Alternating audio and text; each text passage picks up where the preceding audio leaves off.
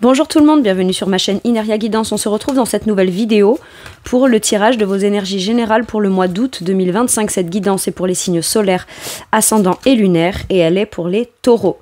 Bienvenue mes taureaux sur votre guidance et sur ma chaîne, j'espère que vous allez bien. Merci infiniment pour votre présence au quotidien, au travers de vos visionnages, vos abonnements à ma chaîne, vos likes, vos partages et vos commentaires. Merci du fond du cœur et bienvenue parmi nous à toutes celles et ceux qui s'abonneront. En description sous cette guidance, je vous mets tous les tarots et oracles que j'utilise ainsi que mon lien pour celles et ceux qui souhaiteraient réserver une guidance privée avec moi. Mes taureaux, comme d'habitude, on garde bien à l'esprit que ça reste une guidance générale qui ne peut pas parler à tout le monde ou dans les moindres détails à la même intensité, pour les mêmes raisons et parfois même au même moment. Donc n'hésitez pas à aller voir vos autres signes pour un autre message ou un complément de message et pourquoi pas revenir un petit peu plus tard sur cette guidance puisque ce qui ne vous parle pas tout de suite pourrait vous parler un petit peu plus tard. Allez, je vais commencer par aller chercher l'énergie forte qui vous accompagne et vous représente sur ce mois d'août. Qu'est-ce qu'on a pour vous? La tempérance, on prend le temps. On prend du temps pour soi, on est peut-être en temps de repos, on prend le temps de s'occuper ou de faire des activités qui vous font du bien, qui vous font plaisir. Vous vous chouchoutez, vous vous coucounez et ou alors on vous dit que vous vous sentez beaucoup plus aligné, réharmonisé, rééquilibré émotionnellement, physiquement, psychologiquement, à la suite de quelque chose qui a pris du temps à guérir. Tempérance nous parle de guérison, nous parle de rétablissement, nous parle de réconciliation, de réharmonisation, en prenant en compte tous les tenants et les aboutissants, son émotionnel, l'émotionnel de l'autre. Ça peut être aussi une façon de communiquer, une façon de transmettre vos idées, votre pensée, vos intentions, qui sont beaucoup plus justes et beaucoup plus alignées. Vous êtes beaucoup plus au clair avec qui vous êtes. Peut-être que vous prenez le temps aussi, vous prenez le temps de prendre le temps. Il y a une question de temps, il y a une question d'harmonisation, de guérison, de rééquilibrage. Prendre le temps de communiquer aussi, prendre le temps d'exposer ses idées, d'intégrer les informations et les idées de l'autre ou des autres, prendre du temps de tirer le pour et le contre de façon... C'est pas un tumulte, hein, d'accord? C'est pas un déséquilibrage, je tire le pour et le contre, mais ça me déstabilise, etc. Non, non, non, non, c'est je prends le temps de bien tout prendre en considération afin de potentiellement... donner mon avis, décider quelque chose par la suite, mais de façon calme, alignée, tranquille. Ok. Ça peut être aussi, je fais en sorte de mettre les choses en place ou de les gérer, de les maîtriser. C'est ça aussi, hein. Le tempérance, c'est celui qui gère et qui maîtrise et qui fait en sorte que on fasse peut-être moins de choses, mais ce qu'on fait permet de retrouver un sentiment d'équilibre, d'harmonie dans son quotidien. Ok, c'est peut-être votre priorité, c'est l'énergie qui vous caractérise.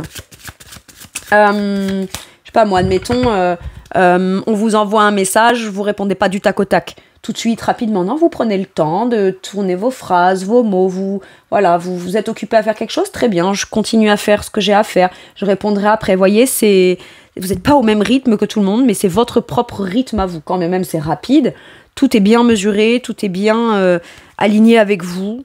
Vous êtes OK.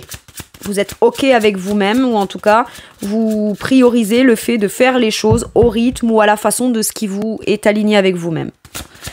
Votre challenge, ce qui peut être bloquant de manière consciente ou inconsciente, c'est de donner et le recevoir. Les compromis. Vous prenez le temps d'envisager les choses, de les prendre en considération dans sa globalité. Il y a beaucoup de générosité. Peut-être que jusqu'à maintenant, c'est peut-être une prédiction qu'on vous fait. Jusqu'à maintenant, vous étiez dans le donnant-donnant. Et c'est très aligné avec vous. Ou aujourd'hui, vous décidez de dire, eh ben maintenant, ce sera donnant-donnant.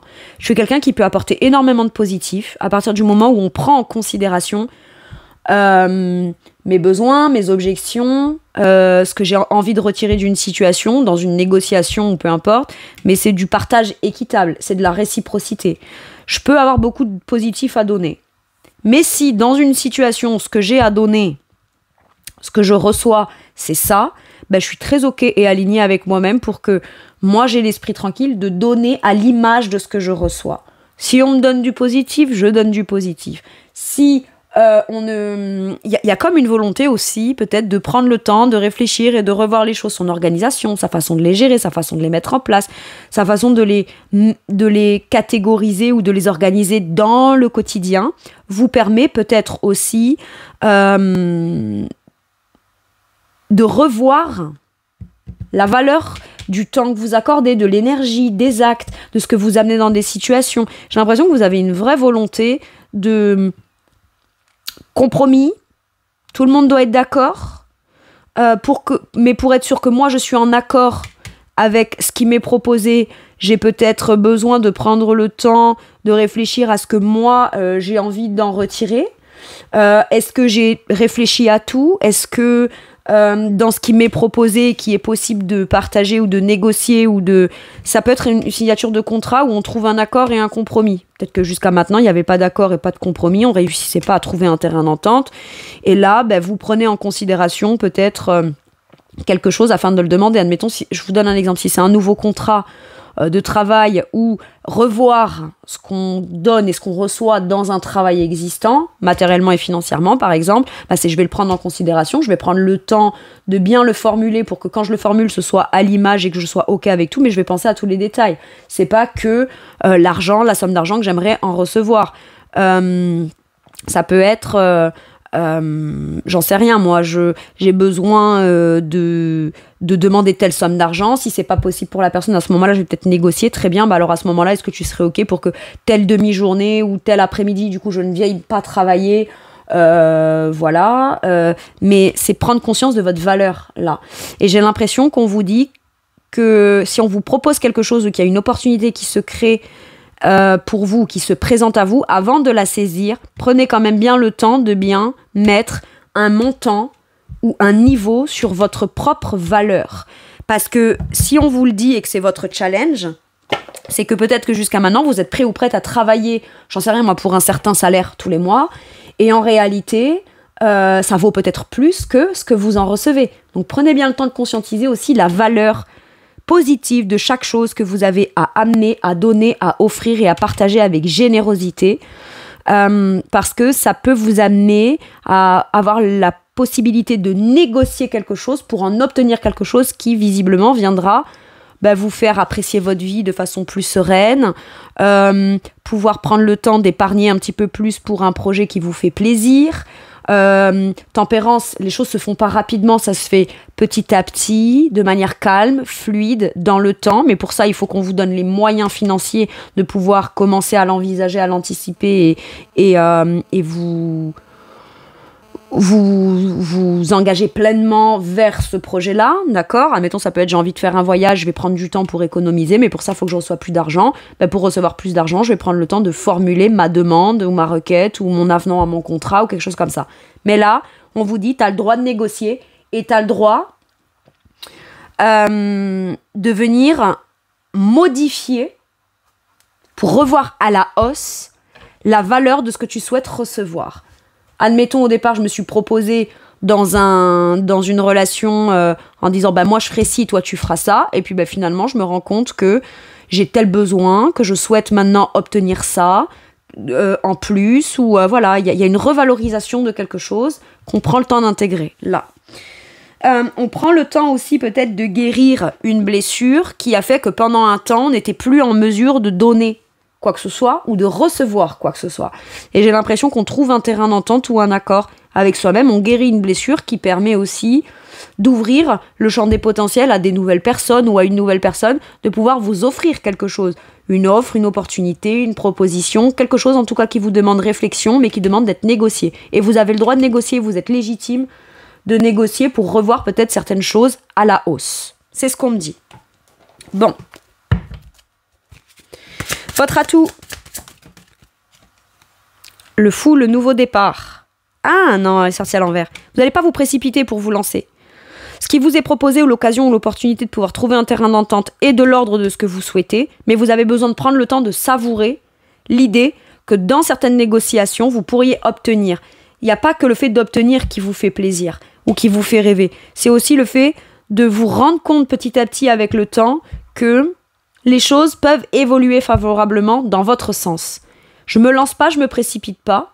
Ça peut peut-être être sorti, sembler pour l'extérieur être sorti de nulle part.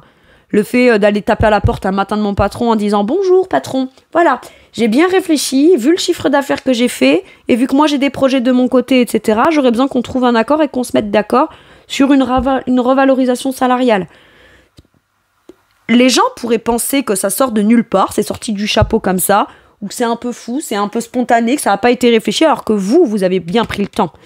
L'atout, c'est qu'aujourd'hui, vous allez prendre le temps de mesurer le pour et le contre, vous allez prendre le temps de vous assurer que vous êtes bien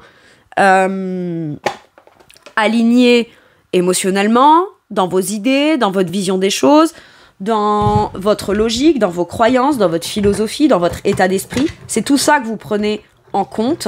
Voilà pourquoi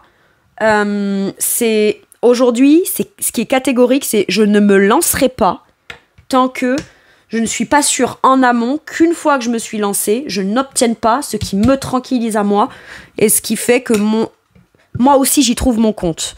Parce qu'avec tempérance, vous n'avez pas juste la volonté de vous y trouver votre compte et que là où les personnes en face ou que là où les situations en face, eux ne trouvent leur compte ou pas. Non, c'est aussi important pour vous. Mais jusqu'à présent, à partir du moment où en face ça trouve son compte, bon, voilà, vous obtenez pas rien non plus, mais le strict minimum. Mais là, aujourd'hui, il y a vraiment cette idée de je me lance qu'à partir du moment où ça peut être aussi je vais te donner, je vais te répondre, je vais négocier avec toi, que sur le moment où, dans mon état d'esprit ou dans mon ressenti sur l'instant T, je suis au plus calme. Je ne réponds pas quand je suis trop enthousiaste, je ne prends pas de décision quand je suis en colère. Non, j'ai d'abord besoin de prendre le temps de réaligner les choses et ensuite je me lance. Mais dans mon réalignement, je vais proposer peut-être des modifications, proposer des compromis, proposer des choses que moi aussi, à partir de maintenant, j'ai besoin d'obtenir. Et tant que je ne suis pas sûre et certaine d'obtenir ça, mais ça, vous ne pourrez peut-être potentiellement l'obtenir que si vous le formulez, d'accord ? Formulez-le. Si vous n'osez pas, vous êtes timide ou que vous n'osez pas, vous, aller demander une augmentation ou quoi, faites-le sur un temps calme ou un temps où vous sentez que là, pour vous, c'est le bon moment. Le ressenti, il est très intérieur. Et à ce moment-là, vous vous lancez. Mais ne vous précipitez pas. De toute façon, vous ne vous précipiterez pas. Et ça, c'est votre atout. Je suis prêt ou prête à me lancer, mais pas en devant renoncer à certaines conditions. Ok. Allez, on va aller voir comment ça se traduit dans votre sphère professionnelle ou vos activités, ce qui vous occupe, qui est important pour vous dans le quotidien. Professionnel ou activité, l'énergie du professionnel et activité pour mes taureaux, s'il vous plaît. Peut-être que là, on vous dit que l'atout, c'est que là, vous n'allez pas vous lancer tout de suite. Vous rêvez de quelque chose, il y a quelque chose qui vous inspire, mais vous n'allez pas y aller sur le mois d'août. Si c'est un atout, c'est parce que vous prenez d'abord le temps de bien vous assurer, de bien négocier le truc. Et vous n'allez pas vous lancer en vous disant « Bon, j'ai pas vu ce point-là avec la personne, ou avec les personnes, ou avec ce que j'aimerais en retirer, mais je me lance quand même. » Non, non, non. Pourquoi ? Parce qu'il y a des choses importantes que vous voulez obtenir, et pour ça, ça prend le temps déjà, peut-être de les identifier aussi avec tempérance. Hein. Ok. Héritage.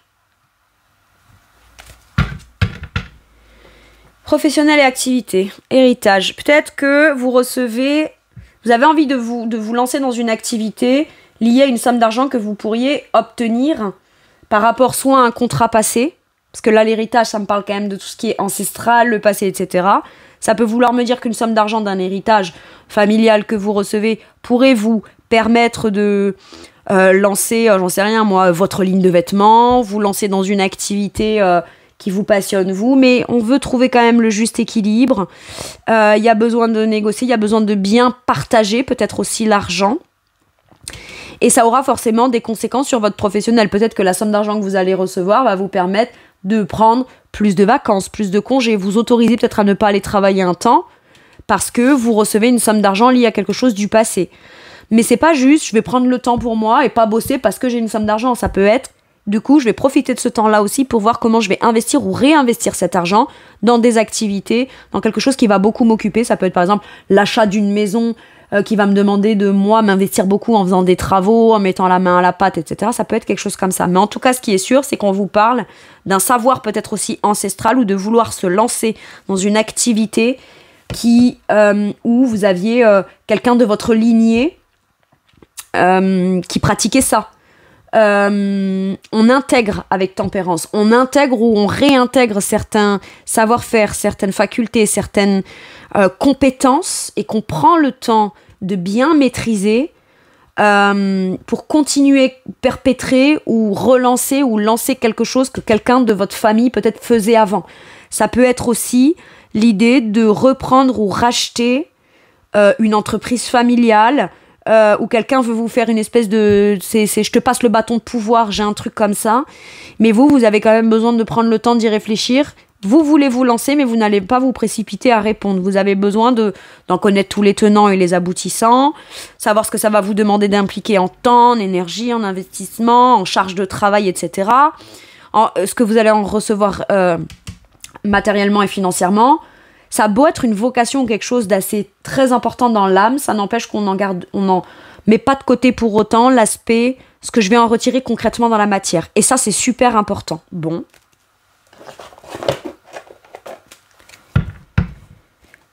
Allez.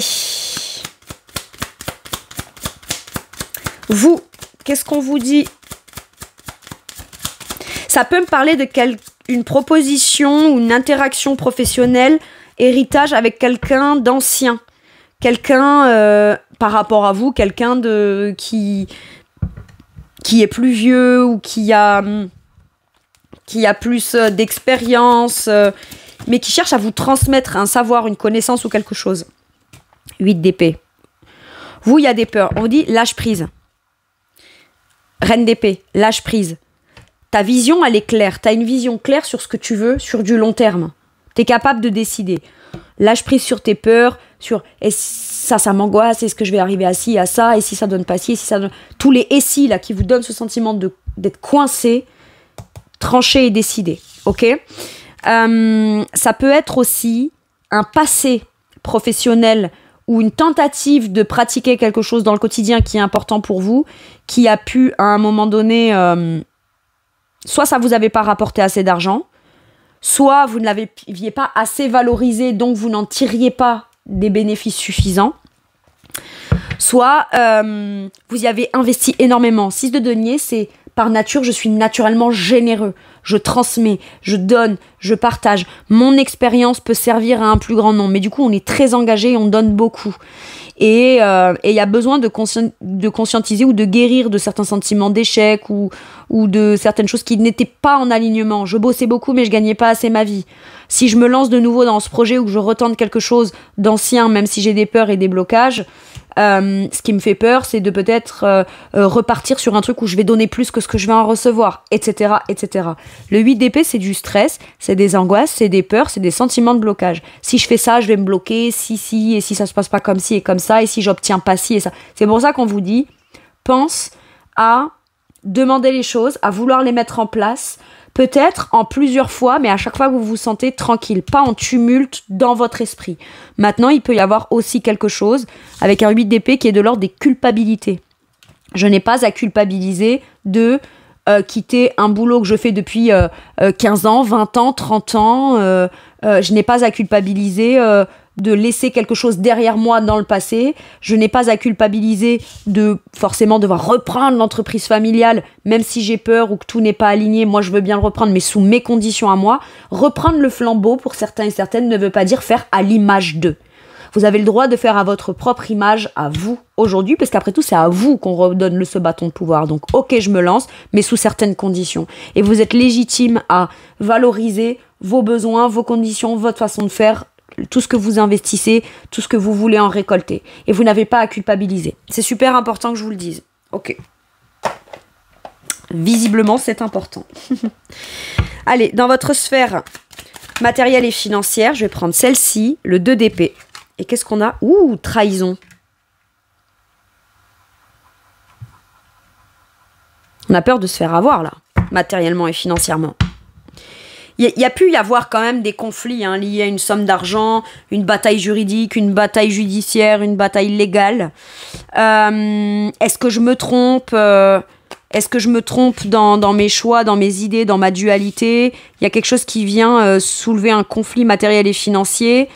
Et si ce qu'on me propose, j'arrive pas à en obtenir ce que je veux, eh ben vous dites non. Mais au moins, vous vous ferez pas avoir. Et j'ai envie de me lancer dans ça, mais j'ai besoin d'aller affirmer que j'ai besoin de retirer tant de salaire, d'investir tant de temps de travail, faire à cette façon-là, etc. D'accord? Ce qui a l'air d'être positif et généreux. Et être la bonne façon pour vous de donner et d'en recevoir quelque chose, d'en retirer quelque chose. Et vous n'allez pas visiblement vous tromper. Si vous ne tentez pas, vous allez avoir l'impression peut-être de vous trahir vous matériellement et financièrement parce que vous pourriez en retirer quelque chose. Maintenant, ça peut être aussi, j'ai un talent, j'ai quelque chose, c'est précieux ce que je partage, ça a une valeur matérielle et financière, et quelque part, je dois arrêter de me torturer l'esprit ou d'être en lutte à l'intérieur de moi-même et de culpabiliser, par exemple, de demander tant pour telle prestation, tant pour tel travail, tant pour, vous voyez, il peut y avoir un truc comme ça. Pas penser que peut-être vous vous sentez pas légitime à obtenir de l'argent au travers d'une activité, d'un don, d'un savoir, d'un talent, d'une compétence acquise au travers de votre expérience. Et vous ne vous sentez peut-être pas légitime. Et pourtant, à l'intérieur de vous, ça a l'air de vous harmoniser, vous vous sentez en harmonie à l'idée de penser à ce projet ou penser à cette somme d'argent, etc. Et vous avez peut-être besoin de guérir ou de réparer une croyance au niveau de votre argent de légitimité ou de non-légitimité, parce que sinon, je pense que vous prenez conscience pour certains et certaines que vous êtes en conflit intérieur avec la part de vous qui tente de vous auto-saboter quant à une somme d'argent ou un projet matériel et financier que vous estimez peut-être ne pas être en mesure de gérer, de maîtriser, compétent ou compétente. Et voilà. Et là, je peux avoir aussi, matériellement et financièrement, quelqu'un qui vous l'a mis à l'envers, ou des trahisons, des mesquineries, des attentions autour de vous, etc.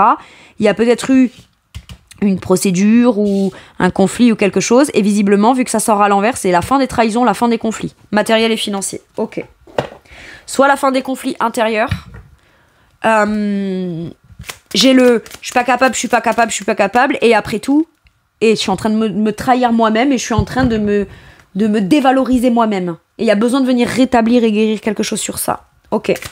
Pour moi, là, vous guérissez quelque chose d'important qui vous permet d'être dans une forme de donner-recevoir réciprocité qui vous va mieux et que vous allez prendre le temps de savourer.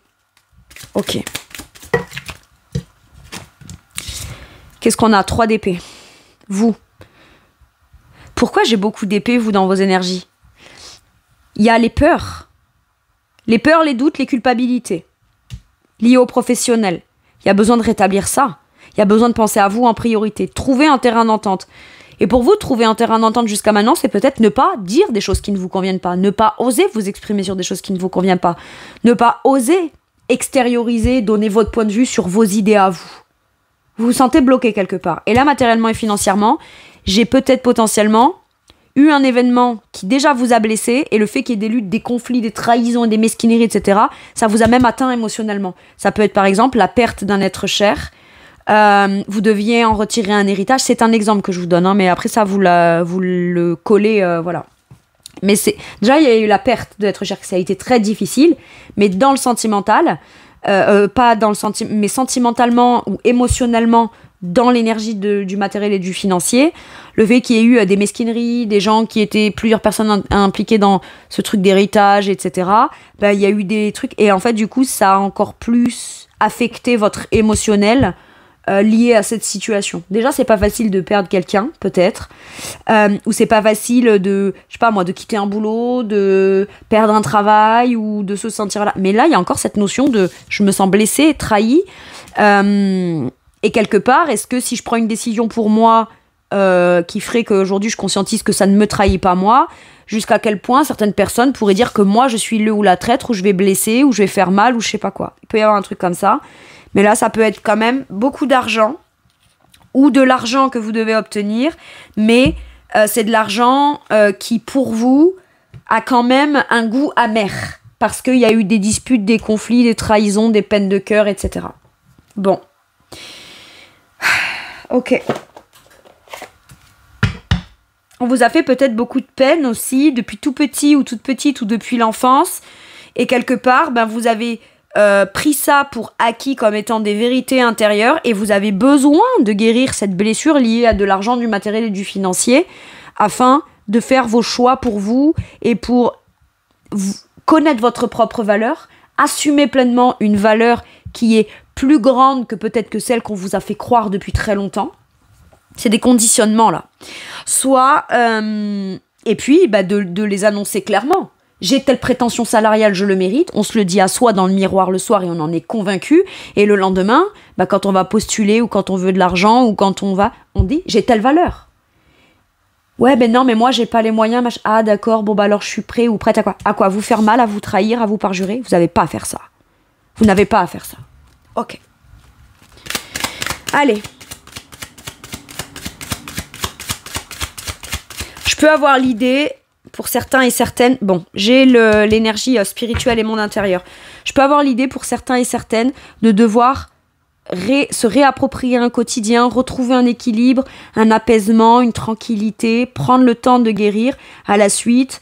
Par exemple, j'en sais rien, moi, dans un couple, il y a eu trahison, rupture, il y a eu quelque chose comme ça. Ça va forcément impacter vos finances à vous et à l'autre personne, mais bon, surtout les vôtres. De toute façon, c'est vous qui m'intéressez là, parce que c'est votre guidance. Trouver un moyen d'oser, quitte à avoir vécu quelque chose de difficile émotionnellement, oser en ressortir avec quelque chose matériellement et financièrement qui pourra peut-être vous permettre de rebondir ou d'envisager la suite seul, mais de façon peut-être plus tranquille matériellement et financièrement. Ok? Je peux avoir un truc comme ça. Spirituellement et dans votre monde intérieur, on a l'élévation. On a quelque chose, mine de rien, qui grandit positivement en vous. J'ai l'impression que intérieurement, vous aviez une vision, une croyance ou un sentiment d'être là. Et intérieurement, on vous dit hey, tu te rends pas compte qu'en vrai, t'es là. T'as la capacité d'être là. Dans ta vision des choses, dans tes croyances, dans ce qui peut te faire évoluer, avancer. J'ai l'impression, mes taureaux, que vous ne vous formalisez pas. C'est pas évident. Il y a des peurs, il y a des blocages, il y a des culpabilités, il y a des blessures. Oui. Mais pour mieux reconsidérer la suite, vous devez comme déjà vous conscientiser que vous devez déjà mieux vous reconsidérer maintenant. Pour par la suite, dans des interactions, des négociations, des engagements, des partages équitables, etc., ça puisse le faire ou vous assurer que ce coup-ci, vous en obtiendrez quelque chose de beaucoup plus élevé et qui est justement beaucoup plus raccord à qui vous êtes réellement à l'intérieur de vous. Vous retravaillez votre estime de vous et vous la revoyez à la hausse. Et vous avez complètement raison.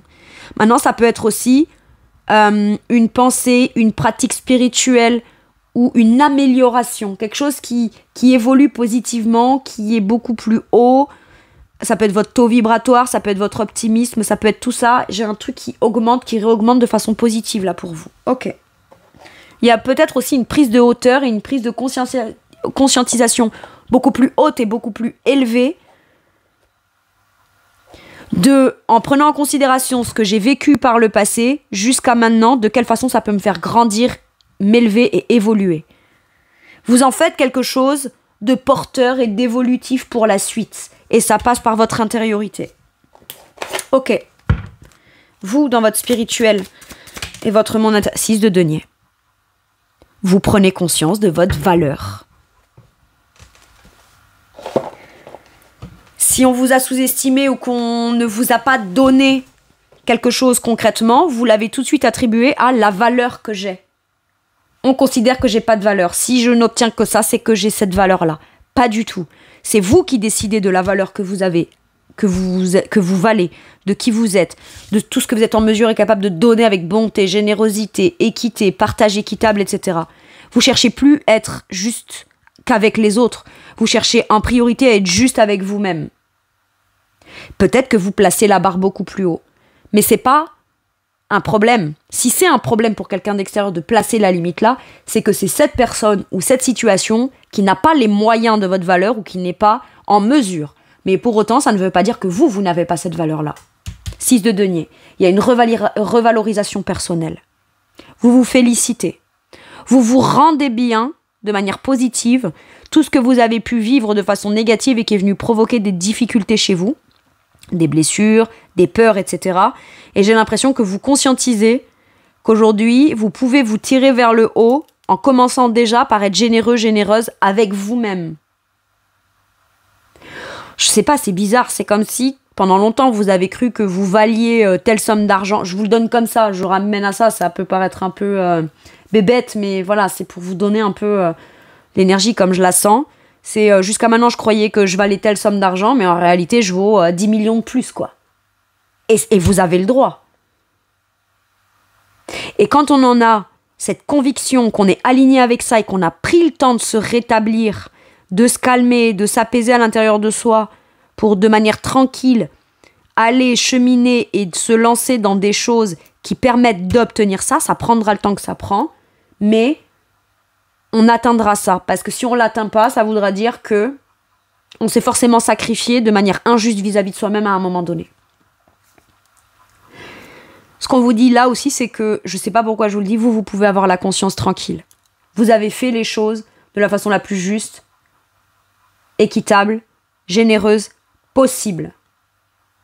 Gardez cette ligne de conduite-là. Par contre, n'offrez plus cette énergie de générosité et de donner aux autres, etc., à tout et n'importe quoi. Je veux dire, là, l'image que j'ai, c'est comme si ce que vous aviez, vous l'aviez. C'est généreux. Et vous avez pu être capable, vous, de presque prendre vos liasses de billets, quelle que soit la somme, et de le balancer comme ça dans la rue, quoi. Allez-y, servez-vous.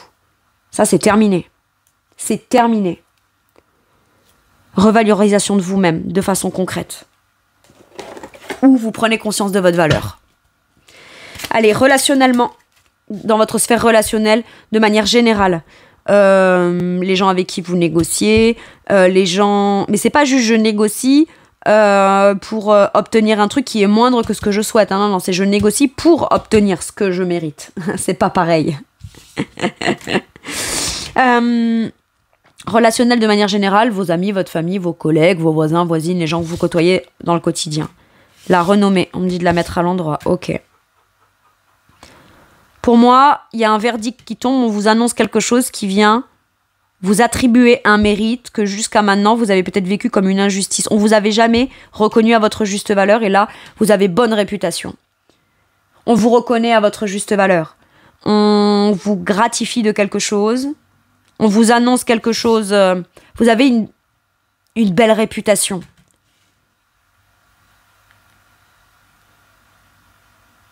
Voilà pourquoi vous pouvez prendre le temps d'envisager les choses afin d'aller saisir les autres. Vous avez peut-être beaucoup de sollicitations. J'ai entendu que tu as tel talent. J'ai entendu que tu faisais ça très bien. Moi, je veux t'embaucher. Un autre dit non, moi, je veux t'embaucher. Tiens, j'aimerais ci, j'aimerais ça. Et vu que vous avez plusieurs options qui s'offrent à vous, parce que ce qui est exceptionnel, c'est pas les plusieurs sollicitations. C'est votre talent à vous qui permet plusieurs sollicitations et la reconnaissance. Voilà pourquoi on vous dit, prends bien le temps de tout étudier pour aller t'engager, signer, accepter là où tu te sentiras reconnu le plus à ta juste valeur. Là où tu estimes que tu vas donner tout ton talent, etc. Et c'est d'ailleurs très bien parce que c'est pour ça qu'on t'a sollicité.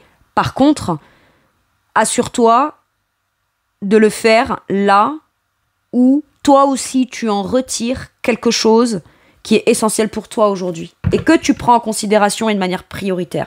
Et j'ai la réussite en d'autres decks.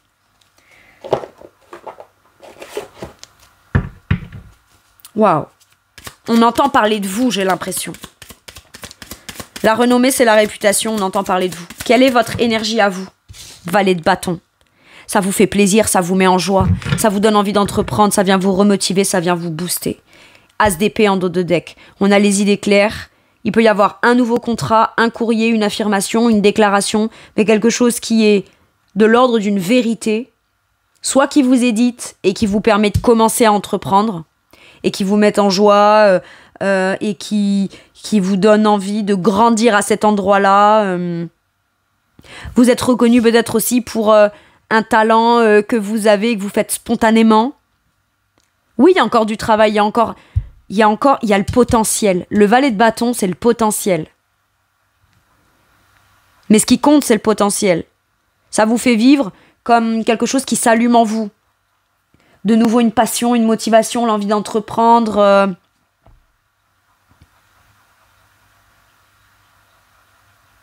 Et même si c'est jeune, c'est petit, ça commence, ça démarre, vous commencez à peine à mettre les choses en place afin d'être beaucoup plus performant dans la maîtrise de ce talent ou de votre façon de faire les choses, etc. On vous affirme là que vous grandirez. Petit page de bâton cheminera. Ensuite, on aura le cavalier de bâton, la reine de bâton, le roi de bâton. Donc, vous finirez par devenir expert. Mais on part d'une base qui est plutôt optimiste, positive. Le valet de bâton est très curieux aussi. Il a la curiosité de voir jusqu'où peut le mener ce nouveau départ, cette nouvelle façon d'agir, cette nouvelle façon de mettre en place les choses de façon plus positive, enthousiasme, spontanée, etc. Cette spontanéité-là vous permettra d'avoir on entendra parler de vous et d'avoir une jolie réputation. Ou une façon de faire qui est peut-être nouvelle, novatrice, mais qui pourrait venir intéresser certaines personnes qui cherchent à avoir des gens qui ont cet état d'esprit, cette volonté-là, ce tempérament-là. C'est un vent de fraîcheur. Un peu comme si dans une équipe professionnelle, je sais pas moi, il y a que des gens qui ont entre 50 et 70 ans, machin, et vous êtes...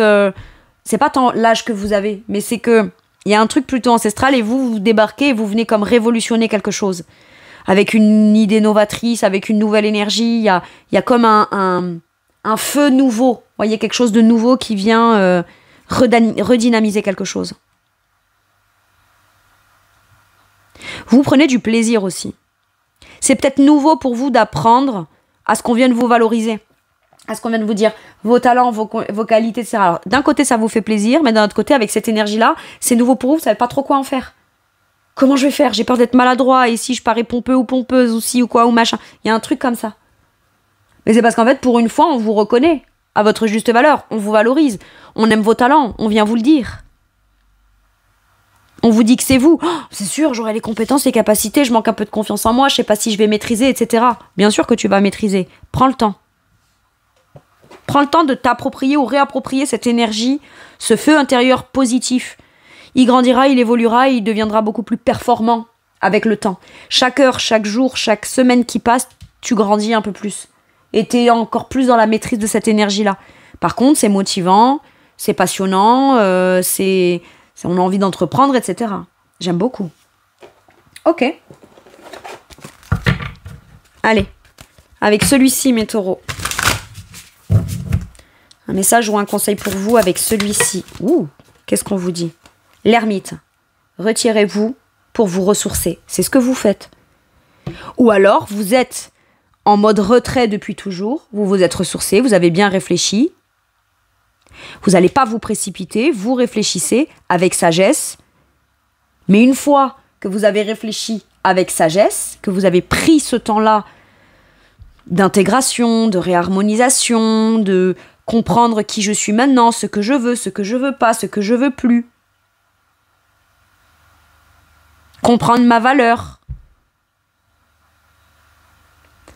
Avec sagesse, ça vous a demandé d'aller en quête de réponse à l'intérieur de vous-même, ou de vous mettre en retrait, ou de ralentir le rythme un temps. Et c'est pas parce qu'on ralentit qu'on n'avance pas, qu'on n'avance plus, ou qu'on se met en retard, ou qu'on se bloque. Non. Par moment, le ralentissement permettra par la suite, une fois qu'on a intégré toutes les informations, de se lancer, d'avancer, et que du coup, les choses se passent de façon beaucoup plus juste, abondante, équitable. Waouh!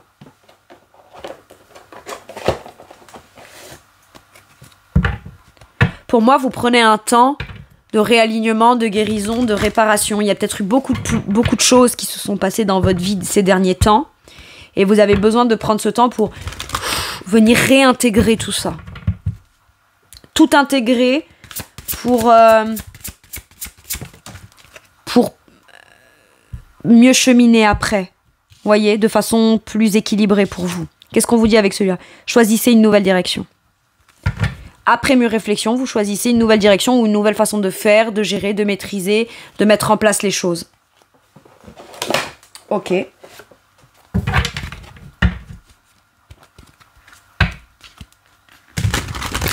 Vous réfléchissez aussi à quelque chose qu'on vous propose en parallèle de votre vie telle qu'elle est maintenant. Ok.